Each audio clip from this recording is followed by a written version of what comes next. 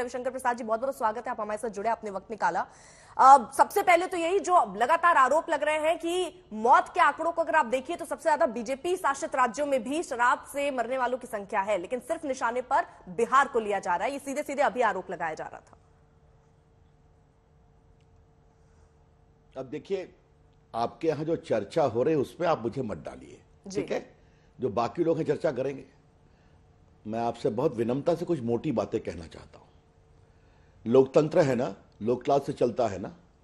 ये बिहार का विषय क्यों इतना बड़ा बना है और क्यों इतना बड़ा बनना चाहिए कि बिहार में पूर्ण शराबबंदी है और पुलिस की मिलीभगत है। आज लगभग 80-90-100 लोग मरे हैं। जो मरे हैं उनके बच्चे, उनकी पत्नी, उनके पिता टीवी के चैनलों में कह रहे हैं कि नहीं, कि पुलिस ने दबाव डाला कि बिना पोस्टमार्टम कराए अंतिम संस्कार करो वरना फंस जाओगे। पूरा जाइए, पटना का मीडिया भरा हुआ है और आप भी अपने पत्रकार को भेजिए कि विसरा को संरक्षित नहीं किया गया।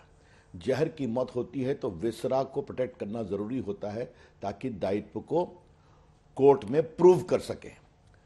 मतलब क्या इतनी बड़ी मौत हुई और पुलिस की मिलीभगत या पुलिस की लापरवाही दोनों दिखाई पड़ रही है।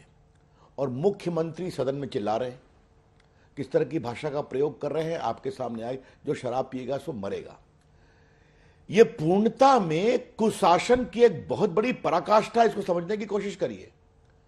और मुझे यह बताइए कि अगर जो व्यक्ति मरा, जो उसकी विधवा है या जो एक अनाथ बच्चा है, उसका मौलिक अधिकार है कि नहीं कि मेरे पिता को कानून की बिल्कुल लापरवाही करके उनका अंतिम संस्कार किया गया। अगर पुलिस के लापरवाही से ये शराबबंदी को ठीक से लागू नहीं किया गया तो बच्चे हैं, जो महिलाएं हैं, तो उनका मानवाधिकार का विषय बनता है, बनना भी चाहिए। दूसरी बात, ये पहली घटना नहीं है। एक बार आप कृपा करके देख लीजिए, पिछले चाहे वो 16 हो या 17 हो या 18 हो या अभी बेगूसराय हो या छपरा हो या पूर्णिया हो, ये घटना हो रही है। जबकि ये नीतीश कुमार की सरकार की सबसे बड़ी प्राथमिकता है शराबबंदी, आप देख रहे हैं। और उनका जो जिस तरह के शब्दों का प्रयोग करते हैं, उन्होंने इसको अपने अहंकार का विषय बना रखा है। इस पूर्णता में इसको देखने की जरूरत है। और जो बाकी से तुलना की जा रही है, क्षमा करिए, उस पूरे मैं उससे डिफर करता हूं, वो सही नहीं है। ठीक है, लेकिन मेरा खाली कहना यह है कि क्या इस तरह की संवेदनहीनता होगी? ठीक है सर, मुझे जरा समझाइए, 2016 में आपने यानी बीजेपी ने और जेडीयू ने मिलकर ही ये कानून आप लेकर आए थे। आज की स्थिति को देखकर आपको क्या लगता है, कानून में ही कहीं कमी है या उसमें संशोधन की जरूरत है? नहीं, मेरा जवाब बहुत सीधा है। बीजेपी ने इसका समर्थन किया था। आज भी हम शराबबंदी के खिलाफ नहीं है। एक है नीति और दूसरा है नीति का क्रियान्वयन। ये दोनों दो बातें। मैं फिर कह रहा हूं, नीतीश कुमार ने इसको अपना टॉप एजेंडा रखा हुआ है ना। आप क्यों देख रही हैं? क्या सुप्रीम कोर्ट, हाई कोर्ट ने टिप्पणी नहीं की है कि जिस तरह से आप इसको क्रियान्वित कर रहे हैं, लाखों लाखों केस लोड हो गए हैं, कोर्ट के ऊपर उसका दबाव पड़ रहा है, सुप्रीम कोर्ट ने फटकार लगाई है, आपको अपने कानून में बदलाव करना चाहिए। और आपकी पुलिस जो है, बिहार में कितना खौफ हुआ है, कितनी हत्याएं हो रही हैं, कितना रंगदारी हो रही है, पटना में, मेरे क्षेत्र में हो रही है, छोड़ दीजिए उसको, बिहार की राजधानी में खौफ का माहौल बढ़ गया है। लेकिन जो आपकी प्राथमिकता का कार्य है उसमें भी पुलिस की लापरवाही है। तो कहीं ना कहीं नीतीश बाबू को मुख्यमंत्री के रूप में इसका जवाब देना पड़ेगा और इसका उत्तरदायित्व लेना पड़ेगा। और क्या वो सहानुभूति के दो शब्द नहीं बोल सकते? तो इसीलिए मैं कह रहा हूं, अगर ये कानून को आपने लाया है तो इस कानून को इंप्लीमेंट आपको करना चाहिए। और हम लोग जब अंदर थे तब भी हम कहते थे कि भाई इसमें थोड़ा सुधार की जरूरत है, जरूर करना चाहिए। लेकिन आज हम विपक्ष में हैं तो खुलकर सवाल पूछेंगे। और जिस तरह से पुलिस का एक प्रकार से लापरवाही, नहीं मतलब मेरे पास शब्द नहीं है कि अगर वहां पर आप कृपया करके अपने चैनल के लोगों को कहिए, बाकी लोग कहिए, खाली उनके कमेंट देखें कि पुलिस वाले आए कहे कि जल्दी से अंतिम संस्कार करो, नहीं तो तुम ही फंसोगे। क्या मतलब है इसका भाई? ये तो मैं क्या, और मरे कौन है? गरीब, दलित, अति पिछड़े, उपेक्षित, यही नंबर है। तो ये तो बिल्कुल शर्मनाक आचरण के साथ साथ संवेदनहीनता की पराकाष्ठा है, जो बहुत दुर्भाग्यपूर्ण है। इसीलिए इस मामले की पूरी जांच होनी जरूरी है, जिसमें ह्यूमन राइट्स पे जाए, जिसमें महिला आयोग के प्रतिनिधि जाए, बाल आयोग के प्रतिनिधि जाए, वो सभी इंपैक्टेड है, ये मैं कहना चाहता हूं। लेकिन सर, आप एनएचआरसी जो टीम पहुंची है, अभी तक जांच शुरू नहीं कर पाई क्योंकि सरकार की तरफ से, प्रशासन की तरफ से वो समर्थन नहीं मिल रहा है। लेकिन वो सवाल उठा देते हैं कि गुजरात में भी तो मौतें हुई थी, वहां पर तो एनएचआरसी की टीम नहीं पहुंची, बिहार में ही क्यों पहुंच गई?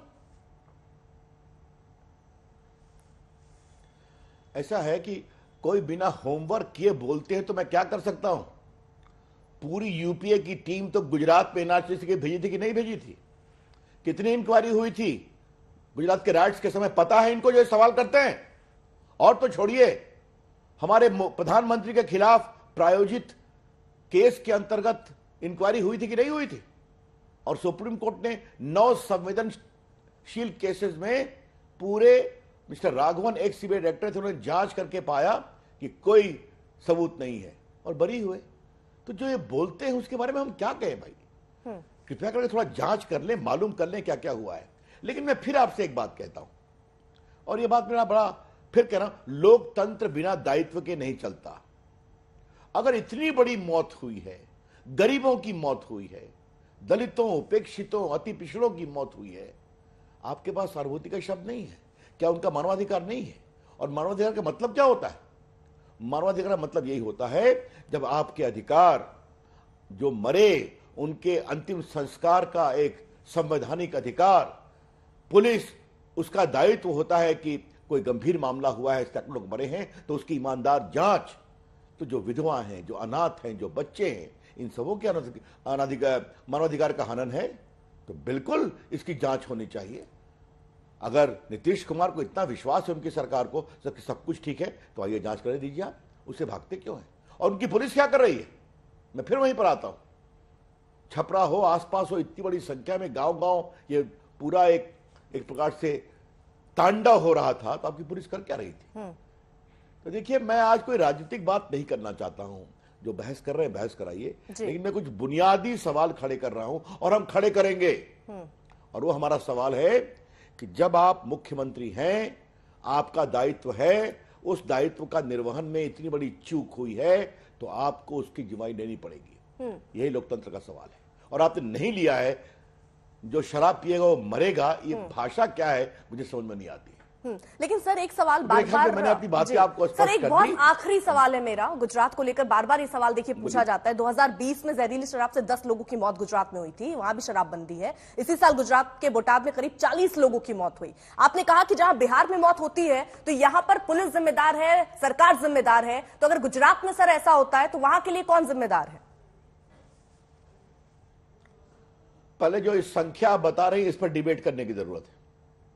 मैं फिर कह रहा हूं, जो संख्या बता रही है, इस पर डिबेट करने की जरूरत है।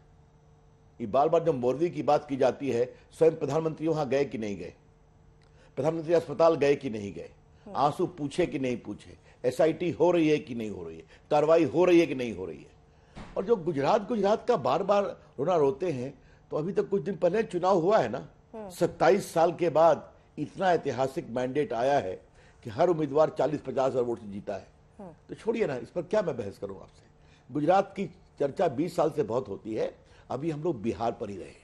और बड़ी विनम्रता से आपसे कहना चाहूंगा कि अगर मान लीजिए आपने नहीं काम किया तो क्या, तो फिर क्या उसने क्या किया बताइए? उसने क्या किया?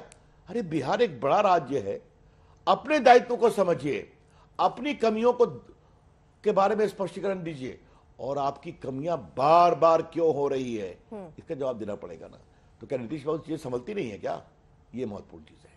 चलिए, बहुत बहुत शुक्रिया रविशंकर जी हमारे साथ जुड़ने के लिए और इस मुद्दे पर हमसे बात करने के लिए।